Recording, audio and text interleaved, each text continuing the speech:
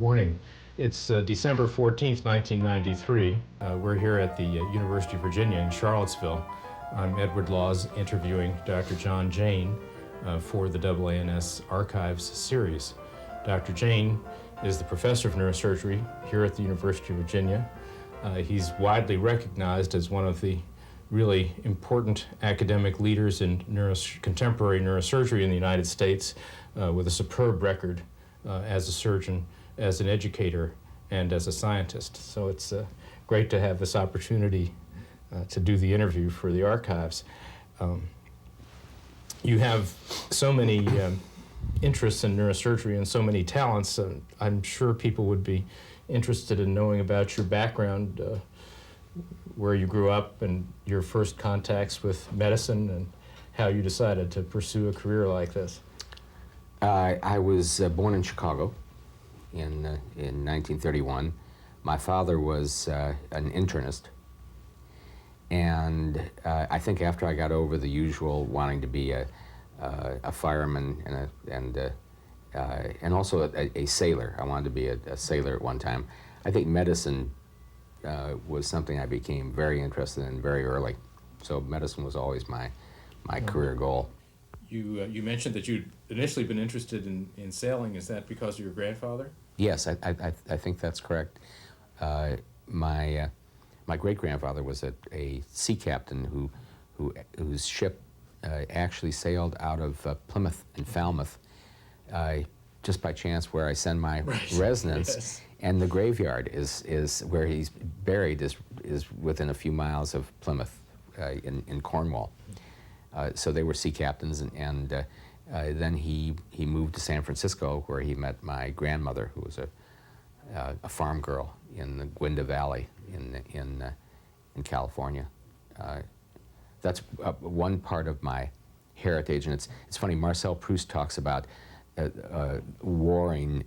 He talks about the inheritance of discrete characteristics, and I think I get very discrete characteristics from that part of my background. But the other part of my background is Czechoslovakian Jewish, and I think that it's a sort of a strange combination that I wouldn't say it's warring within me, but it's but I see parts of both. Sure. in my personality. And in college, did you do things to prepare for a medical career? Or in college, I was always aiming in that direction. I think internal medicine was what I thought was the thing to do. I've often thought that one of the reasons I sort of made a slow switch to surgery was perhaps some sort of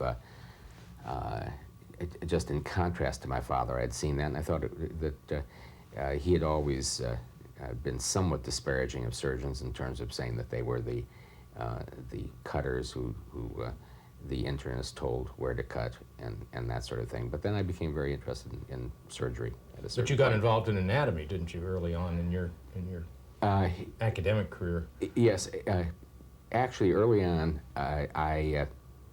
in college, I became very interested in psychology, probably because of surely because of the influence of my first teacher in science in 1947, who was Irving Diamond, and Irving Diamond was sort of the originator of biological psychology, an offshoot of physiological psychology.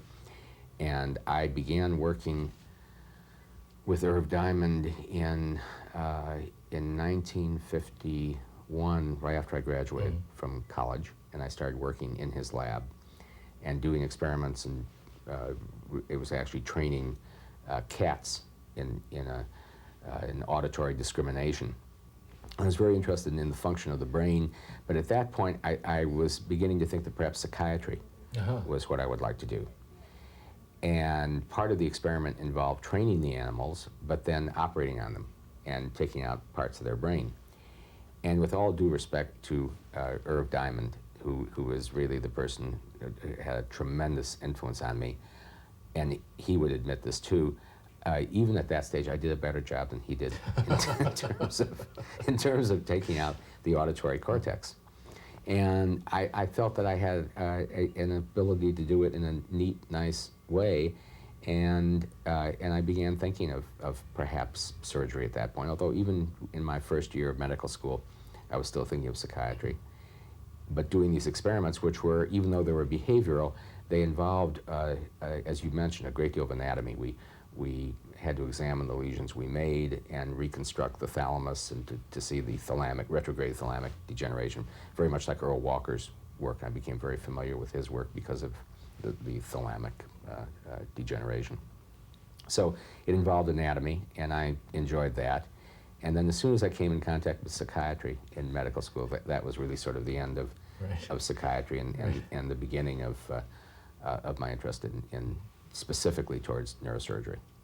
Right. And who were the neurosurgeons with whom you came in contact initially? Well, the very first neurosurgeon was Ted Rasmussen, who lectured to us in my first year, and he talked about the cerebral circulation. And but then he left, and Joseph Evans came, I think from Cincinnati. So he was a big influence at that time.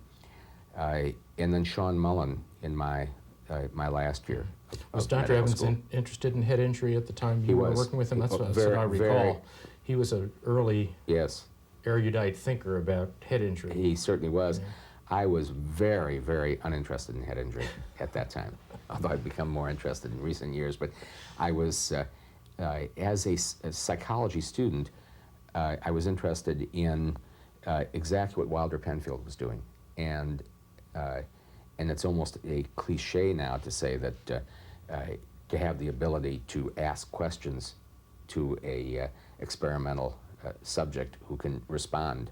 Right. But that's really what I wanted to do. And in fact, on my application for my graduate degree in psychology, I wrote that I wanted to go to the Montreal Neurological Institute, be a epilepsy surgeon, have the ability to operate on patients under local anesthesia and ask questions, and that was the purpose of my degree at that point. That's how I felt. Well, did you do the PhD first, or in consequence? I started in 1952 taking courses. I took a year before I went to medical school and took courses. I graduated in 51, and then spent 1952 in the Department of Psychology taking preliminary courses, and then during medical school I managed to arrange my studies so I had a whole year, or I had 3 quarters off in which I took more courses. And during the entire medical school I was doing research, and part of that research became my dissertation. But I just couldn't complete it by the time I graduated in 56. But I went to McGill then, and actually... As a neurosurgeon? Or as a surgeon? For my internship. For my general surgical internship. Right. Well, it was actually a rotating internship at that time, yeah. Yes, that was good. And I took courses at McGill. For example, I took a seminar from Donald Hebb, who's one of the real founders of theoretical psychology, and then so got credit in that way, and then came back, and as part of all my travels back and forth, I finally came back and took I had taken my preliminary exams before I left, but then time ran out, and so I had to take them again. Did you really? In 1962. Wow. And then finally started working on my dissertation, but by that time Irv Diamond had left the University of Chicago and gone to Duke. So I had to go back to Duke and finish my laboratory work. And finally then, it was 1965, and I had gone to Case Western Reserve. On the faculty? On the faculty. Right. And I was ready to get my degree, and they went through my requirements and they said I needed 3 more courses. So in 1967 I commuted from Cleveland to Chicago. Good heavens. And took those 3 courses. It was in one of Chicago's worst winters, and finally got my degree in 1967. So it took me 15 years. Good heavens. To get and what was the title of your dissertation? It was the function of the auditory pathways in attention to auditory stimuli. Right. Obviously, your dissertation involved animal experimentation, and I know you have spoken nationally on the subject, and it's a sensitive issue. Would you be willing to talk a little bit about it? Yes, I would be. I was involved with animal experimentation for years and years, and I am, of course, utterly committed to the proposition that it's essential for the advance of science, not just neuroscience, but science in general. And I have a very strong commitment to the proper treatment of animals, but the absolute necessity for experimentation. Now, you did your residency mainly at McGill, is that right? Or was it at Chicago, or both? Or how did you work that out? Well, I worked it out in a way that proved very unsatisfactory to most people, except myself, I must say. As I mentioned, I wanted to go to Montreal because of Wilder Penfield, Sure. and because I wanted to be a seizure surgeon. So I went and I spent 4 years there. And I found during that time that I was not interested in epilepsy surgery. Did you actually work with Penfield? I did. I did, for example, I did the pathology for him in his last year. And if I might say an interesting story about that. Is that appropriate Please. for me to? Yes, yes. I did his neuropathology, and one day he was doing an astrocytoma that was in the motor strip of a dentist. And he sent it to me, and I looked at it, and I said, this is a pyloid astrocytoma. And he said, all right, I think this is a young man, I'm going to try and cure him. And he took it out, and then I kept on looking at the slide, and I got a frozen section. We're doing smears, but then I got a frozen section. And it was clear to me then that there were neurons in that section Sure. he had sent me. And then instead of it being a pyloid astrocytoma, it was an astrocytoma diffusum. And that it was throughout. He would have known that had he had an MRI, but in those days we didn't have that. And so he took out this man's tumor, hoping to cure him, but in fact merely took out his motor strip and paralyzed him. And I went up to the operating room and I said, Dr. Penfield, I think perhaps I've made a mistake. This is not a pyloid astrocytoma, it's an astrocytoma diffusum. And he turned around and he said, you know, I've just removed this tumor, thinking that I perhaps could cure him. And he was absolutely horrified, and I was horrified. And the man was indeed paralyzed in his hand following the procedure. And in later years, Dr. Penfield wrote about that incident. And he said that it was one of the things that made him decide to retire. Really? That he had made this mistake in judgment, and this patient had to pay for it. But what was interesting is that he had not made the mistake in judgment. I had made the mistake.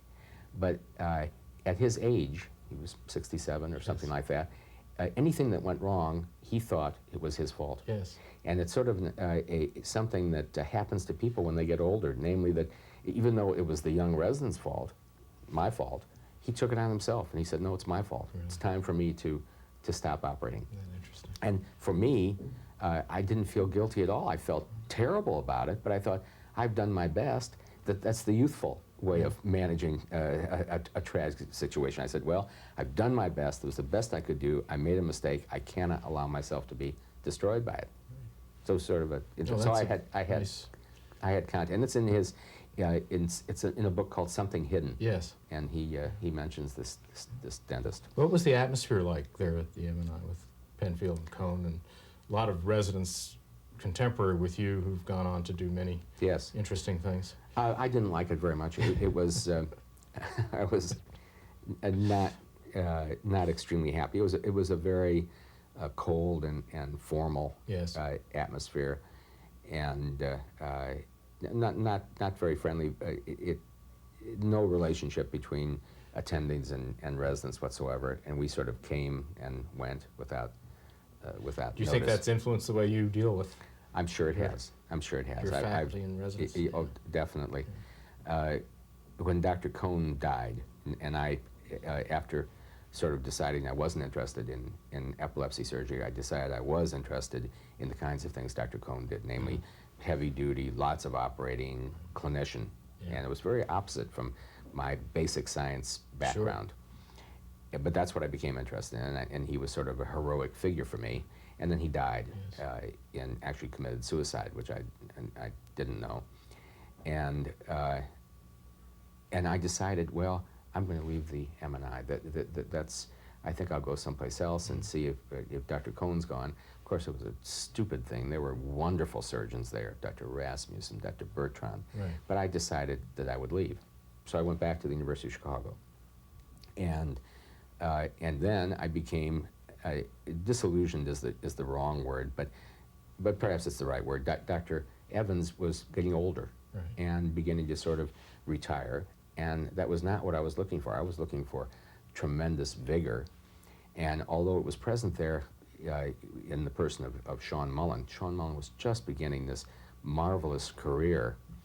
He and I had a little problem in that he was extremely determined, and I was determined. Yes. And we had some conflicts, and unfortunately, I allowed that to influence me. And I remember I was with Tony Raimondi, and Tony said, perhaps you should go to the University of Illinois, see what Illinois is like.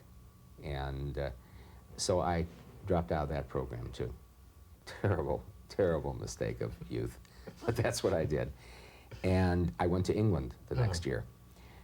Now, that certainly was an important... That was a tremendously important year, and it was in a sense, a providential evil that occurred because I lost my fellowship, because when I quit the program at Chicago, I had a fellowship to go to work at Queen Square, which was the thing I wanted to do.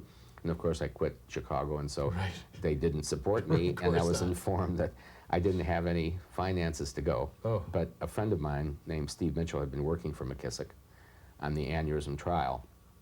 And I thought, well, I'll get to England and I can do what I want. I'll go visit Queen Square or something. But I found that that was the thing I really wanted to do. And it was, I would think, the single most important year of my training. I worked with Alan Richardson primarily, and Wiley McKissock, and we started a study of untreated anterior communicating aneurysms, untreated aneurysms. These were people that did not have them operate on, and I became very interested in the natural history of aneurysms, and then became very interested in aneurysm surgery. So it was a tremendously important year for me. What was McKissock like? He was the archetypical English and old-time neurosurgeon, you know, yelling at people and wouldn't allow any noise, not a sound in his operating room. He was an exceedingly fast neurosurgeon. I think he could have been an absolutely great neurosurgeon, but he was a little impatient. And he didn't make the distinction, it seems to me, between those situations where you have to be very, very slow and those situations where you can move quickly. But he was really technically, hands and brain worked extremely well together. And then when you came back to the States, you kept working in the aneurysm, the natural history aspects of the aneurysm trial, and I did, and other aspects of aneurysm treatment. That's right. But then I still hadn't finished my residency. Right. So I came back. However, by that time, I was married, and I had my first child. And even though the residency I went back to was the worst of by far of all the ones I'd ever been in that there was absolutely no teaching or any even pretense of teaching in that residency. Nonetheless, I had to stick it out because I finally, you know, with age comes reason, and with responsibilities come reason. And so I stuck it out and finally finished my residency. Now, you met your wife in Montreal, as I recall, isn't that right? I did.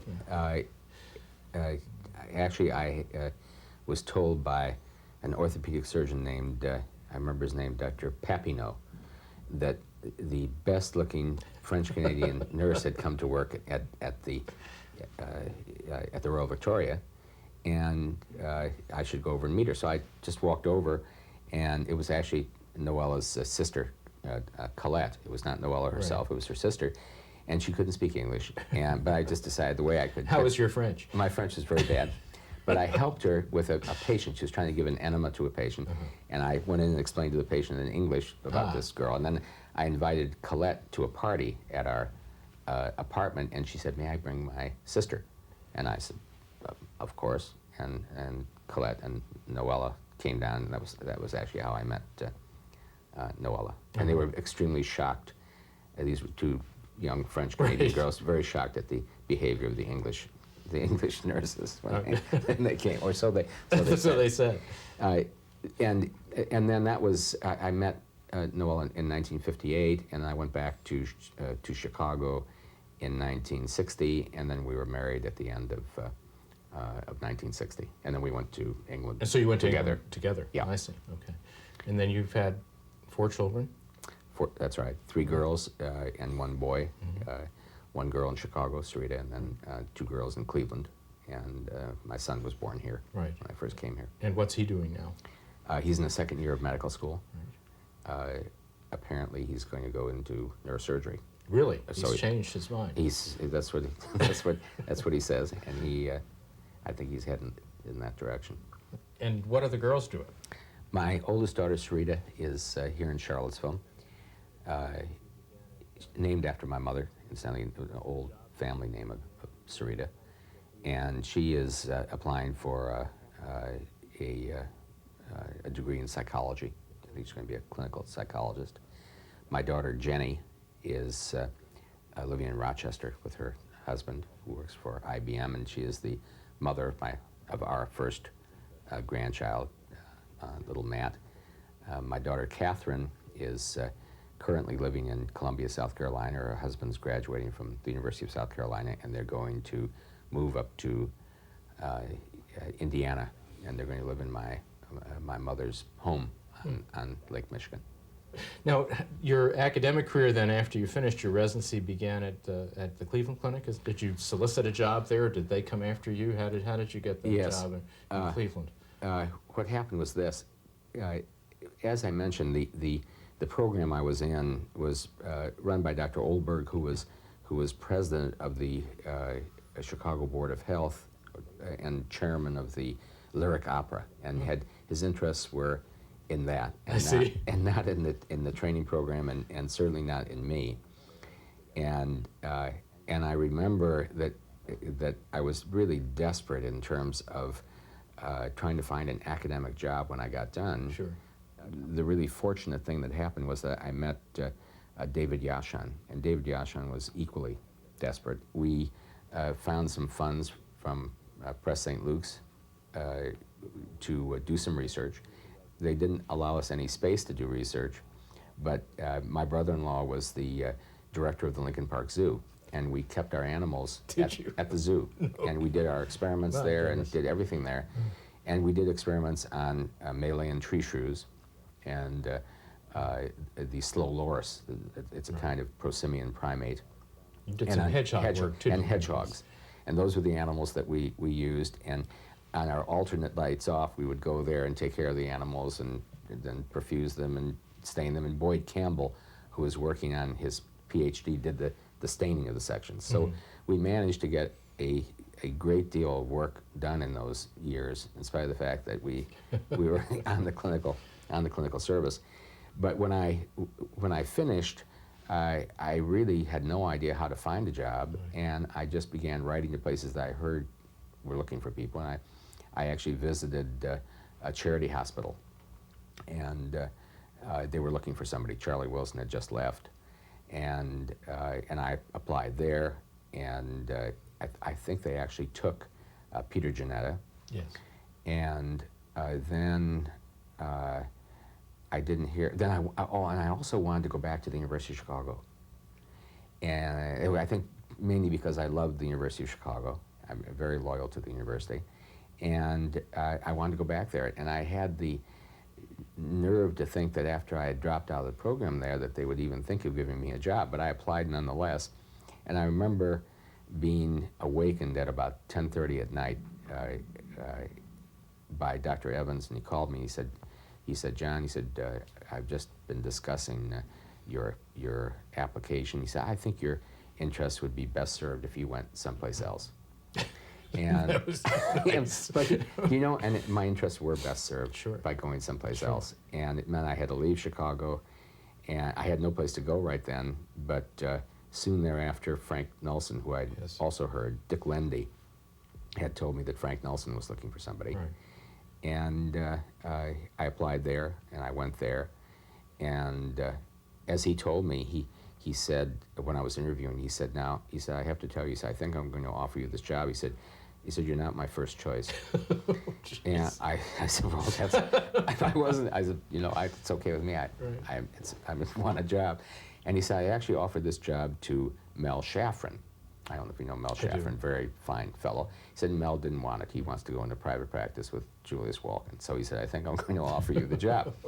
And that was fine with me. And it was a wonderful job. And I came in contact with a totally different way of life, which I think has been extremely important.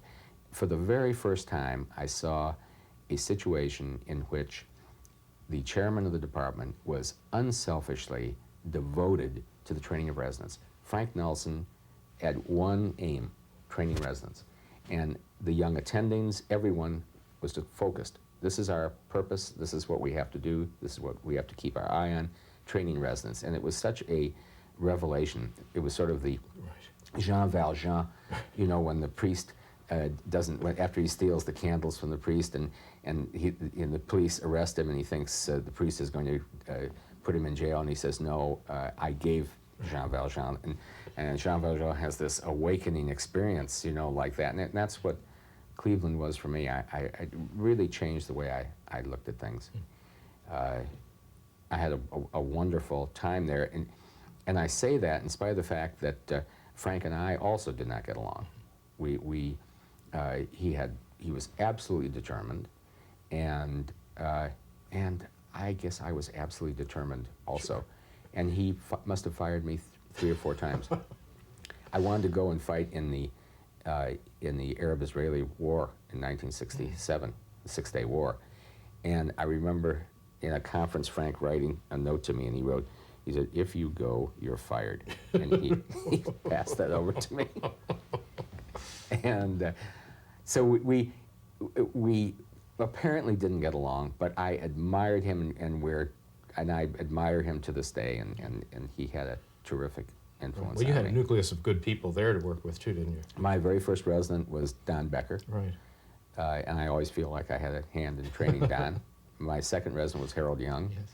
And then a couple more after that was Marty Weiss. Right. So there was an interesting, excellent group of outstanding of people there at that time. And you continued your research there at Cleveland. I did. I spent a great deal of time doing laboratory research. Yes. Incidentally, when I was at Cleveland, I came there January of 1965, and in April, the Senior Society meeting took place, and it was held in Charlottesville. In 65? In 65. Right. And Frank Nulsen said, "Would you like to go to this meeting?" Really? And I said, "Sure," because it turns out I had never been to a meeting before. Right. In all my training, I had never gone to a neurosurgical meeting. And I said, he said, "It's in Charlottesville." And I thought, no. I said, "And where is Charlottesville?" And he said, "Well, it's the University of Virginia." And I actually read a book by somebody named Geldard on the human senses. It was about, and I knew he came from the University of Virginia, but I had not heard of Charlottesville. Right. Terribly ignorant of me, but I didn't realize that it was Jefferson. And I came here in April of 65, and I remember the plane coming in and looking out and seeing this beautiful rolling countryside with the dogwood in bloom, and landing at the airport. And I got out of the plane. I remember I walked over to going to catch a taxi, and standing there was a woman named Elizabeth Hartman, who had been, and I realized she was the woman who had written to me telling me that I no longer had a fellowship with NIH to go to England, and it was just sort of a coincidence. But then I was so thrilled with the university, and I thought to myself, and I knew, and Dr. Crutchwell was retiring, and I said, if only I could get a job here. This is a place I would like to die. This is what I said. This is a place I'd like to live and die, in this area. So it was really also just... So very soon after you became chairman here. Well, they looked at... How old were you at the time? They offered me the job in I was 37. Yeah, so one of the youngest yeah. chair appointments, for sure. Yes. Yeah, I was, it's interesting, I was absolutely sure of how I should do things when I came here, and what I thought was that I wanted to do everything. I did Personally. Personally, I wanted to do the aneurysms, tumors. Right. I thought, well, perhaps I'll give up backs. Backs, I'm not that interested in. I'll let somebody else do backs. I want to do just the big stuff. And then as years sort of went on and young people came along and they wanted to do the big stuff too, right? Just, Right. just the way it always is. So slowly, one thing after another has been taken from me. I actually like doing pituitary head. And so one thing after another is going. Now it turns out I'm enjoying and doing the backs. And Yeah, sort but of really, but you made an absolutely major contribution in craniofacial surgery, and maybe you could talk a little bit about how that came about and evolved, because it's Yes. really remarkable. Yeah, it was another situation that's happened to me before, where I was not really interested in that kind of surgery, cosmetic surgery, aesthetic surgery, or whatever you want to call it. And Milt Edgerton from Hopkins came here in 71, 72, and asked me if I would help him in doing this. And I said I'd be most happy to, and I am a very cooperative person. And I started helping him, and I started getting very, very interested. For one thing, the surgery was very extensive, required a lot of technique and skill, and it was very appealing to me. And I began becoming independently interested in more radical repair of the skull. Really, at that time, the only operations we had were the strip craniectomies. Right. You know, you've got coronal synestos, take out the coronal suture, take out the sagittal, that's it. Line it, perhaps, that was the biggest advance, was lining it. And I thought what we should be doing is taking these children and making their heads look right, you know, and not just allowing brain to do it, because the results I could see were not that good. Right. So we sort of got the idea that we should make heads that look good right away, and that the long-term results would be better if we. It's said that you tried to make them all look like yours. Is that? That's correct. Well, what's been pointed out is that the residents point out to me that when I'd make rounds and I'd go and I'd see a child and I'd look at the child and I'd say, now that is what I call a good result, and it would be because the head was a round head. So everybody says that what I do is I take heads of whatever shape and turn them into round heads. I might say the interesting thing is, and so I show a picture at talks. I walked in, John Persing, who then sort of took over from Milt Edgerton, and he did his training in neurosurgery and plastic surgery. And he walked in after I had done a sagittal, and I turned a long head into a round head, and I said, John, is that a great result or not? And I got John to put his head down right next to the child's head and my head, and I've got a picture of it, and so you can see John's head is kind of pointy, and you could see it was obvious who had done the surgery, that I had done the surgery, because the top of my head looked exactly like the top of this child's head. Oh, that's funny. I'm pleased that my grandchild now, I show a picture of my grandchild as the ideal head as well. His picture is over there, and Oh, yes. it's the perfect head now. Well, talk a little bit about your career as a pediatric neurosurgeon too. Well, I never made a thing about pediatric neurosurgery. You know, I think there are diseases that affect the pediatric population. Myelomeningocele, lipomyelomeningocele, tethered cords, and there's no question that's the case. On the other hand, I don't think that the tumors affecting the pediatric population must be handled by someone who only deals in those tumors. In fact, if I could make this argument, the number of pediatric tumors is so small that if only pediatric neurosurgeons did them, it would mean that they would be doing 10 brain tumors a year. That's not good enough. It's not a big enough number to be good. And therefore, it seems to me that an adult neurosurgeon who's doing tumors ought to be doing the pediatric tumors. It's a terrible thing to say, but I think it's true that there's just not enough pediatric tumors to go around in most places. So I've combined a pediatric practice with a general practice. And how have you constructed the research activities here at UVA during your tenure? Have you had a grand plan, or has that kind of evolved in It a was a logical grand, way? it was a grand and perhaps incorrect plan at first, but it was a plan. And I think the important thing was that it was I had very, very definite ideas about what I wanted to do. I wanted to have basic scientists in my department right from the very beginning. And so that it wasn't a matter of my residents having to go and say, can I work with so-and-so? That we would have basic scientists who were doing work, and that hopefully at some point the basic science and the clinical science would come together. But, and the person who first came here was Sven Ebbesen, who was a comparative neuroanatomist and that fit with my interests. And after that, Ozzie Stewart came. Right.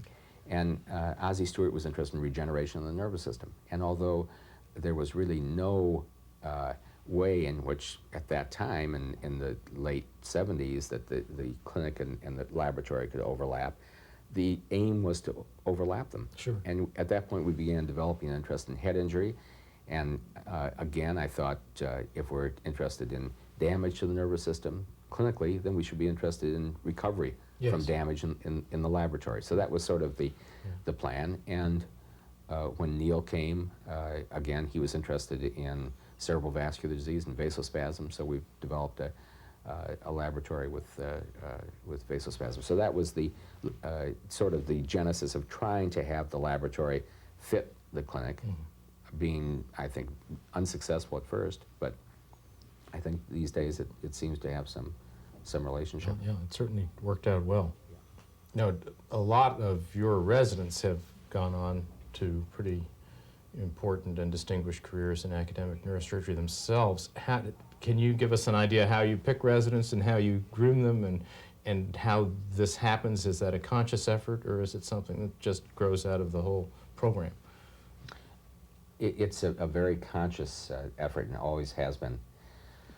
I remember when I interviewed here, and I went to a neurology luncheon, and somebody said, "What do you want to do?" And I said, "Well, I think that in terms of manpower, we have enough private practitioners in the United States." This is what I really thought this, and I thought that what we don't have is enough academic neurosurgeons. So I would like to train academic neurosurgeons at the University of Virginia. I remember Norman Bass, one of the neurologists, was outraged. He said, "How can you say, why do you?" I said, "Well, that's just what I want to do. You know, that's what I want to do, and that's what I'm going to do if I can possibly get away with it."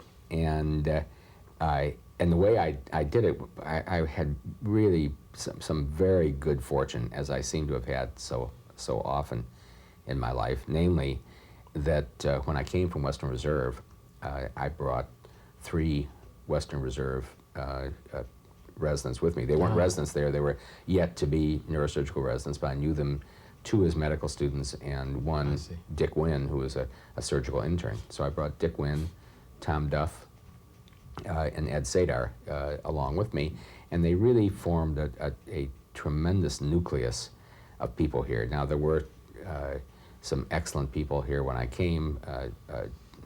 George Hurt and Al Butler and Wally Garner were here, and they really helped, but the way we got the academic program going was with these 3 people, and they Dick, particularly Dick and Tom, because they became academic neurosurgeons, were so helpful in organizing our conferences, our Saturday conference, which we've always done, and our Wednesday conference I sort of imitated from Case Western Reserve, and I just would take people. I wouldn't take somebody who said they were going into private practice. I'd just say, "Well, if you know, I'm not interested unless you're going into academics." And that was a little bit peculiar at that time. And I said, "Not only that, but you wouldn't want to come here because you're going to have to spend 2 years in the lab.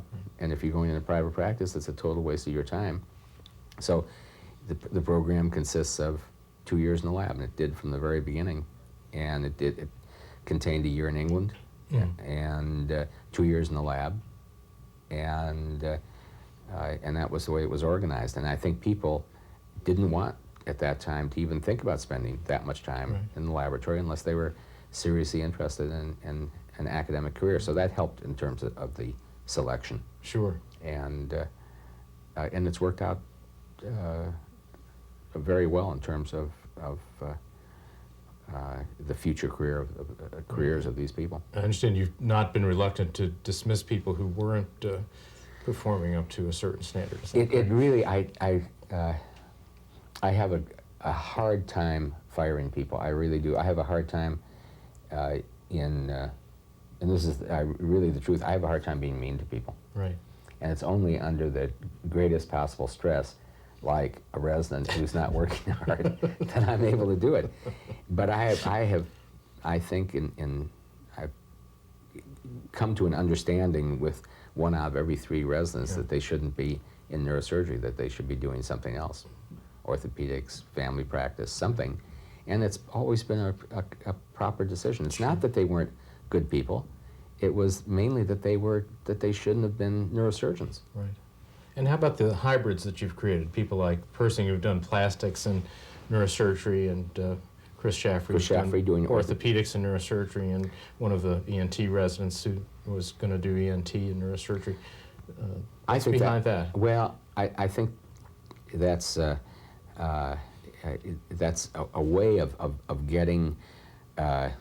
It's another, I think, an example of trying to artificially create creativity, because it means that these people, creativity to me in medicine means having another point of view that somebody doesn't have, and this is a way of making you have another point of view whether you like it or not. If you're doing orthopedics and neurosurgery, you have a different point of view that you won't get if you do one and not the other. In the same way with the plastics and neurosurgery. So.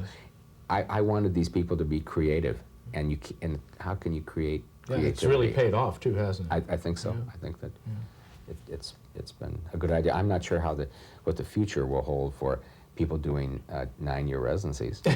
Perhaps that's not going to be difficult. That's not going to be the way it's looked at in the future. Although I must say that something like managed care is in the future, but whether it will stay in the future, I don't know.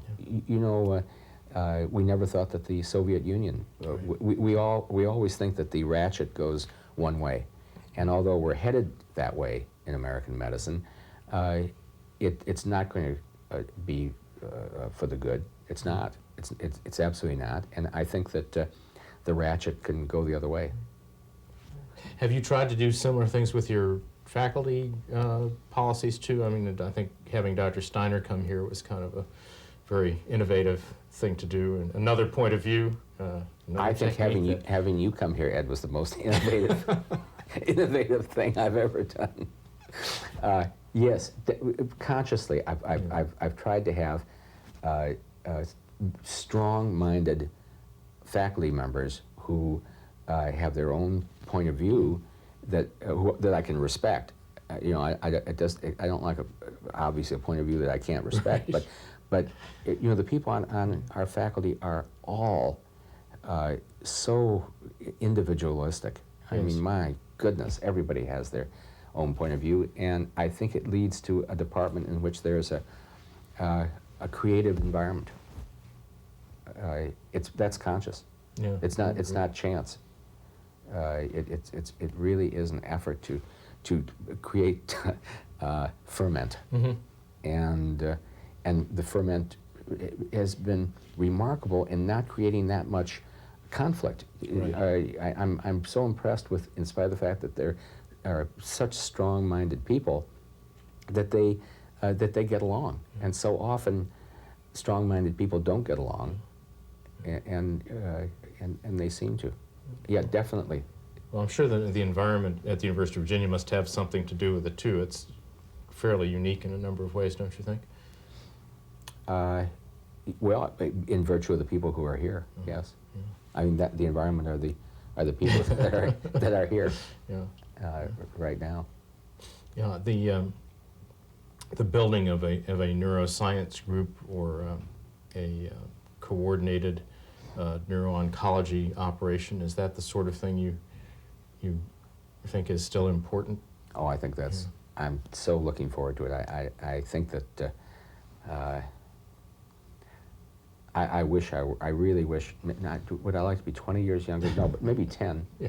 10 years younger, because I think that this place is going to be such an exciting environment in the future. I really do, and I think it's going to be things like neuro-oncology. It's funny you say neuro-oncology. Now, it's an area in which so much is being done in the lab, and it has had not one bit of significance in our treatment of patients, but it's got to happen. It just has to happen I think soon.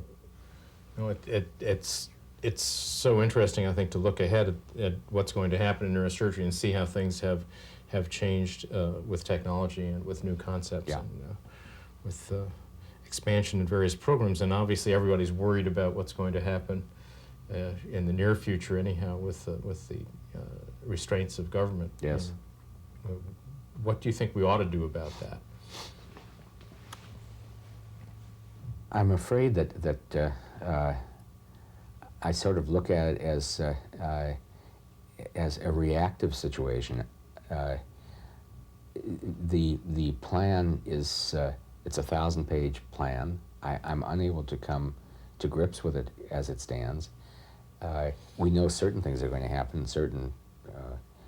certain areas, and I think neurosurgery just has to respond. And medicine, not just neurosurgery, but I think medicine and surgery has to respond. And I think, and what I see happening now is that there was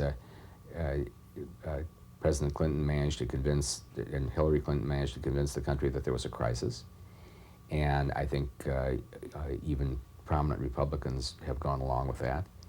And I think now there's a move to say, well, let's define the crisis. It's not an overall crisis. It's the best medicine in the world. It has some problems.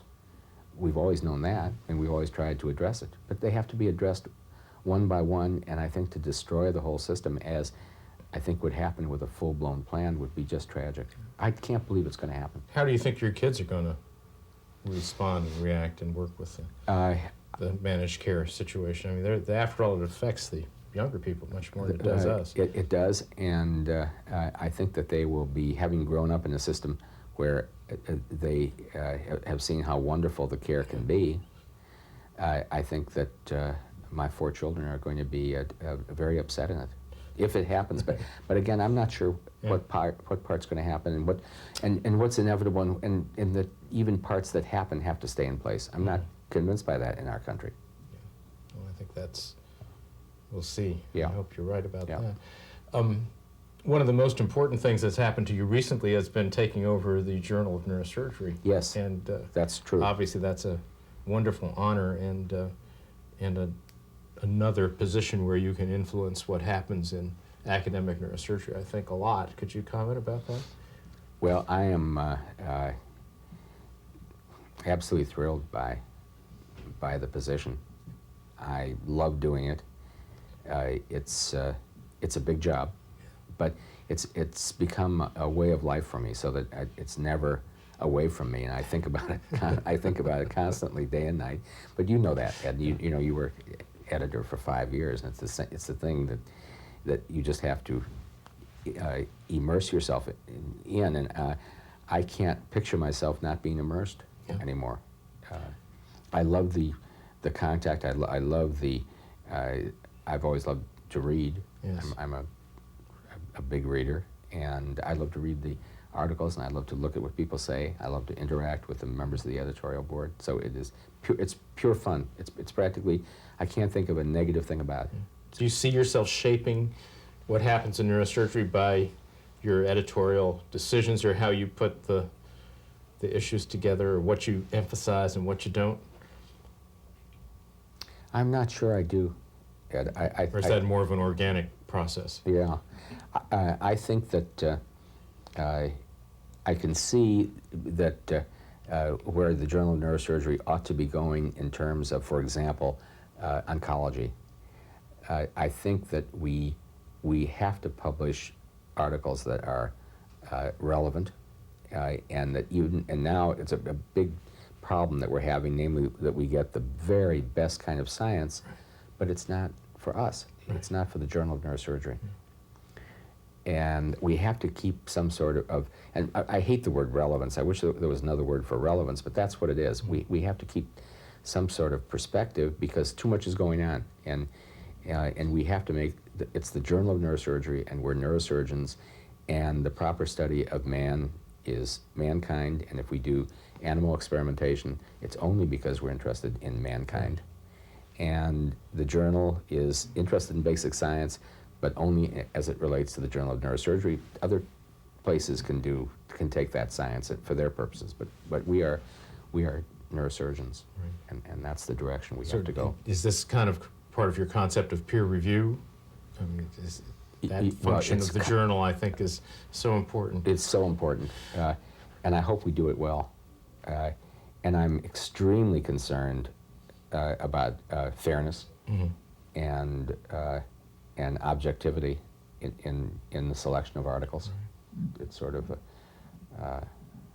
a very big thing with me that we're honest and fair. And have you published any articles that you wish you hadn't? Yes. In retrospect. I think I'm getting better at the selection process. Yeah. Undoubtedly you noticed that too. That I think sometimes I think back and say, oh shoot, I shouldn't have done that. It was no tragedy. No, it's almost just, never a tragedy. No, it's just a matter that I know I'm getting better at it than when I started a year ago. Yeah. And it must be very difficult to balance that responsibility with everything else that you're doing.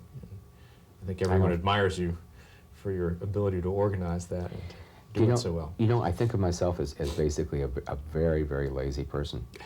And I really do. I feel like I don't do, like I've got plenty of time, and my biggest fear in life is being bored. And the idea of being bored is so horrendous to me that I try and avoid it, but I don't feel like I work that hard. Everything works out just fine. I'm doing the things I like. At this stage in my life, I don't do anything that I don't like to do. Virtually nothing. And I think I've arranged it that way through the years to have it that way. That's a wonderful commentary. I think all of us would hope someday to have a situation where we weren't bored, and I know that no one who works with you or as a resident with you is ever bored. I hope not. I want to thank you very much for the opportunity of doing this interview. We really appreciate it, and thank you very much.